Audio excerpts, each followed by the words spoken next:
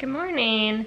Today I'm going to be getting an iron infusion, and we've been wondering for a while now if it would be helpful for me to have one, and I've shown low ferritin levels for like many years now, and I've taken iron supplements and whatnot, and nothing has really brought my level up to where it should be. And so my doctor decided to try an iron infusion, and I'm feeling really hopeful about it. I think it's gotta help something with how low it's been for so long. Maybe it'll help my fatigue or my sleep, or wouldn't it be amazing if it helped with POTS? I don't know, but I'll take what I can get, and I will take you guys along with me and let you know how it goes.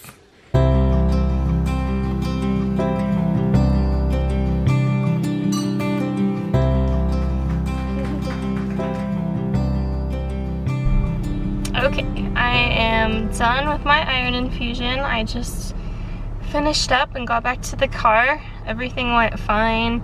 I've been here for about 2 hours. They gave me a liter of fluids as well as IV Zofran, and I got the type of iron called Injectifer, and I'll be having another infusion next week.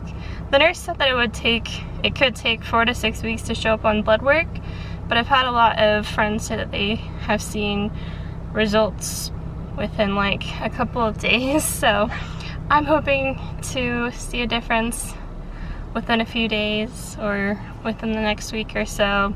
And a lot of my friends that have had iron infusions have said that they have been very sore and kind of sick feeling for the next couple of days after their infusion. And so I feel a little bit achy right now, but honestly not too bad. And so I'd say that everything went just fine. The worst part about it was getting the IV in, of course. So anyways, I will keep you updated on how the next few days go. I'll see you later. I'm gonna grab something to eat. Today is the day after my iron infusion, and things are actually going fine. When I got home from my infusion, I started to feel kind of itchy and had a couple like kind of like a rash around the injection or IV site, and took some Benadryl, and that was fine. It wasn't a big deal. I do have some body aches, like I know some other people have talked about after their iron infusions, but it's really not that bad. I'm really not doing well today, but most of that is because it's actually storming outside, and because of my intracranial pressure issues, storms tend to make me feel quite a bit worse. But iron infusion wise, I think things are going okay, and I'll be having another infusion next week. I'm looking forward to seeing how the next few days go, and if I see any improvements in like my energy level or sleep, and I'll be sure to let you know. I hope you guys are hanging in there. I'm rooting for you.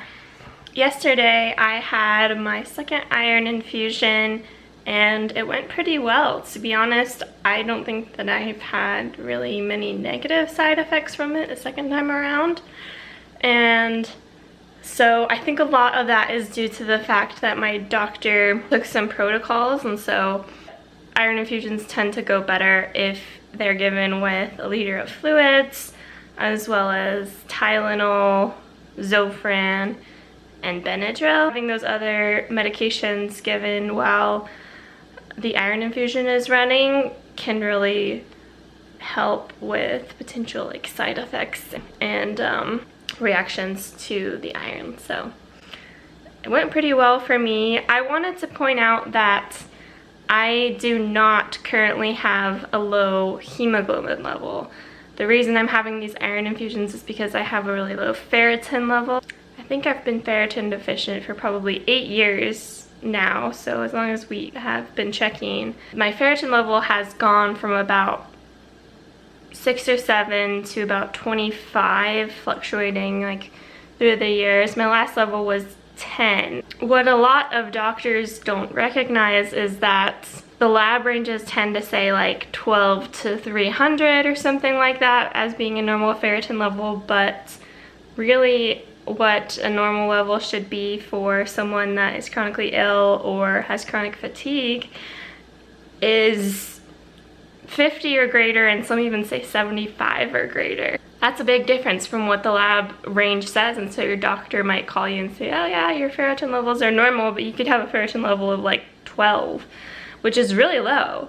And so I'm glad that my doctor suggested to have this infusion. Actually, when I had my sleep study a month or two ago, they put in the report, make sure to get your ferritin levels checked and make sure that they're above 75. Mine were not anywhere near 75, and we haven't been able to raise it much through iron supplements, and so an infusion was the next step, and I'm really hoping that it'll make a difference. They did tell me that it will probably take at least a few weeks to like raise my levels and for me to see the difference, but I feel like it has made a little bit of difference already. I don't feel like I feel much better. I still feel very fatigued and unwell, but I feel like I've been doing a little bit more the past like few days-ish, and so maybe that's a sign that like